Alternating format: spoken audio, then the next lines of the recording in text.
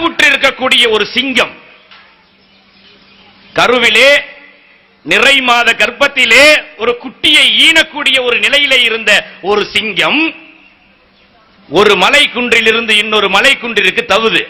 ஒரு தாவி அங்கிட்டு போகும்போது குட்டி பிறந்தது. பிறந்த அந்த சிங்க குட்டி 2 குன்றுகளுக்கு ஊடால விழுந்துருது. விழுந்த இடத்துல ஒரு ஆட்டு மந்தை. அந்த ஆட்டு மந்தையோடு ஆடுகளாகவே அந்த சிங்கமும் வாழ்கின்றது.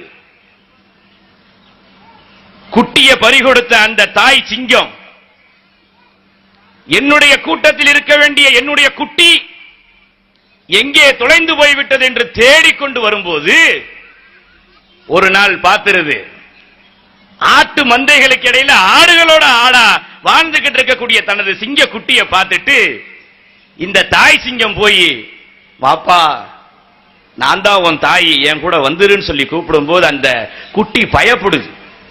உன்னை பார்த்தா கொடூரமா இருக்குது, நீ ரொம்ப கொடூரமானவனா தெரியுற, ஐயோ நீ இல்ல என் கூட்டம், இந்த ஆடுகள் தான் என் கூட்டம்னு சொல்லி ஆட்டு மந்தையோட தெரியுது.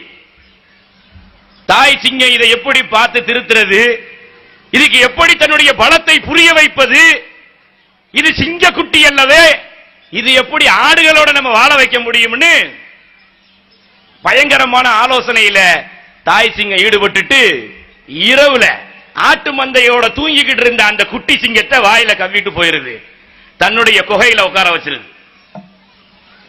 காலையில முழிச்சு பார்க்கக்கூடிய குட்டி சிங்கம் முழிச்சு பார்த்தா அந்த சிங்கத்தினுடைய மாமே மச்சான் அத்தா அம்மா எல்லாம் இருக்கிறாங்க. எல்லாம் சிங்க கூட்டம் தானே. பார்த்துட்டு அந்த சிங்க குட்டிக்கு தாங்க முடியல, ஐயோ எனக்கு பயமா இருக்குது, என்னைய முதல்ல கொண்டு போய் என் கூட்டத்தோட விட்டுருங்க, தப்பா நினைச்சிருக்கு அந்த சிங்கம். அப்ப அந்த தாய் சிங்கம் பார்த்துட்டு இதை எப்படி தெளிய வைக்கிறதுன்னு ஒரு யோசனை பண்ணிட்டு அந்த குட்டி சிங்கத்தை கூட்டு போய் ஒரு தெளிந்த நீரோடையில, இதுல உன்னுடைய முகத்தை பாருன்னு சொல்லும் போது அந்த குட்டி சிங்கம் பாக்குது, ஆஹா என்னுடைய முகமும் இந்த தாயினுடைய முகமாகத்தானே இருக்குது அப்படின்னு தெரிஞ்சதுக்கு அப்புறம் இந்த குட்டி சிங்கத்தினுடைய நிலை என்ன தெரியுமா? அப்ப நான் ஆடு இல்லையா, நான் சிங்கம் தானா, அப்ப எனக்கு பலம் இருக்குதா, அருன்னு பறக்கும் போது பாத்தீங்கன்னா காடு தாங்கல.